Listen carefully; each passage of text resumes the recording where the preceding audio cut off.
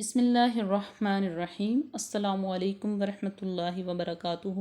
Viewers, کیا حال ہے؟ امید ہے سب خیریت سے ہوں گے، اپنے گھروں میں شاد اور آباد ہوں گے۔ تو جیسا کہ ہم پچھلی ویڈیوز میں حروف تہجی، حروف مہارج یہ پڑھ رہے تھے جو کہ تجوید سے ریلیٹڈ تھے، تو ابھی ہم تجوید کی تعریف بیان کریں گے، تجوید کی اہمیت بیان کریں گے۔ تجوید کی تعریف کچھ اس طرح ہے کہ مخارج و صفات اور تلاوت کے قواعد کا لحاظ رکھتے ہوئے قرآن کو پڑھنا۔ یہ کورس ان لوگوں کے لیے ہے جو قرآن کو پڑھنا تو جانتے ہیں لیکن ان کو اس کے قوانین اور مخارج صفات کا نہیں پتہ۔ تو اگر ہم پوری کوشش کریں گے کہ ہم ان کی ہیلپ کریں، آسان طریقے سے ان کو بتانے کی کوشش کریں تاکہ وہ بھی اچھے طریقے سے گھر بیٹھ کے اس کی پریکٹس کر سکیں۔ اب دیکھیں، مخارج، صفات اور قواعد، یہ تینوں چیزیں موجود ہیں قرآن کے ہر صفحہ پر، ہر سطر پر۔ اس لیے اس کا جاننا ضروری ہے کہ قرآن پاک اللہ عز و جل نے جبرائیل علیہ السلام کو وحی کی صورت میں دیا، ان کو پیغام اس کا دیا اور انہوں نے یہ پیغام حضرت محمد صلی اللہ علیہ وآلہ وسلم تک بحفاظت پہنچایا۔ تو آئیے ہم کوشش کرتے ہیں کہ ہم قرآن پاک کو حضرت محمد صلی اللہ علیہ وآلہ وسلم کی طرح پڑھنے کی جو ہے نا وہ جد و جہد کریں اور پوری کوشش کریں، لگن اور محنت کے ساتھ تجوید کو سیکھیں تاکہ ہمیں اس کا دگنا ثواب حاصل ہو۔ اب پہلے ہم نے تجوید کی تعریف کو ڈسکس کیا، اس کے بعد آ جاتی ہے تجوید کی اہمیت۔ تجوید کی اہمیت کے لیے ہم آپ کے ساتھ چھوٹی سی آیت جو ہے نا وہ شیئر کریں گے، ٹھیک ہے؟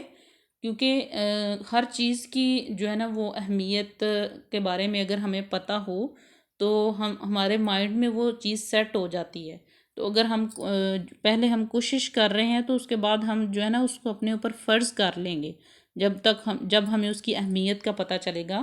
تو یہاں پہ یہ لکھا گیا ہے کہ من لم یتغنى بالقرآن فلیس منا۔ اس کا ترجمہ میں آپ کو بتاتی چلوں، ساتھ میں لکھ بھی رہی ہوں۔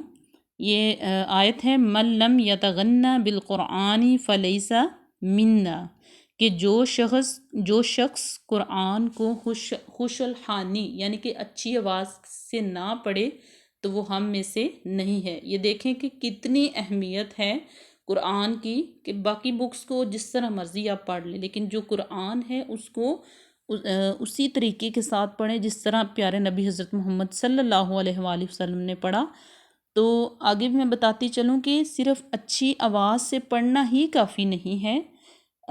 یہاں پہ یہ بتایا گیا ہے کہ اچھی آواز سے پڑھنا ہی کافی نہیں ہے کہ بس جو ہے نا وہ آپ نے سر لگا لی لیکن آپ کے قوانین مخارج کچھ بھی صحیح نہ ہوں، یعنی کہ حروف کے مخارج صحیح نہ ہوں، حروف کے صفات درست نہ ہوں، تجوید کے قواعد میں بھی غلطیاں ہوں، تو آپ کی آواز اچھی ہو تو پھر اس اچھی آواز کا کوئی فائدہ نہیں۔ سوری، یہاں پہ نمبر 3 نظر نہیں آ رہا، نمبر 2 بھی نظر نہیں آ رہا، میں رپیٹ کر دیتی ہوں۔ حروف کے مخارج صحیح نہ ہوں، حروف کی صفات درست نہ ہوں اور تجوید میں غلطیاں ہوں، تجوید کے جو قواعد ہیں ان میں غلطیاں ہوں۔ تو آگے ہم ان کی مثالیں بیان کریں گے۔ مثلاً مخارج میں غلطی، ہم لکھتے ہیں مطلب پڑھتے ہیں واللہ علیم، اس کا مطلب ہوتا ہے خوب جاننے والا۔ اگر ہم اس کو لکھیں گے واللہ علیم یا پڑھیں گے واللہ علیم تو اس کا مطلب ہوگا دردناک۔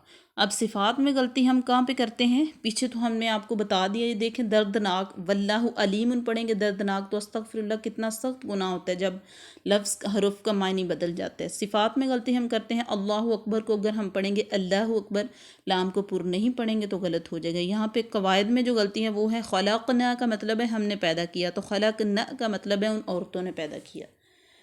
تو میرے خیال سے آپ کو ویڈیو بہت اچھی لگی ہوگی، اس میں بہت زیادہ انفارمیشن ملی ہوگی، تو دعاؤں میں یاد رکھیے گا اور کامنٹ سیکشن میں بتائیں کہ آپ کو کس حوالے سے ویڈیو چاہیے۔ اوکے، اللہ حافظ، فی امان اللہ۔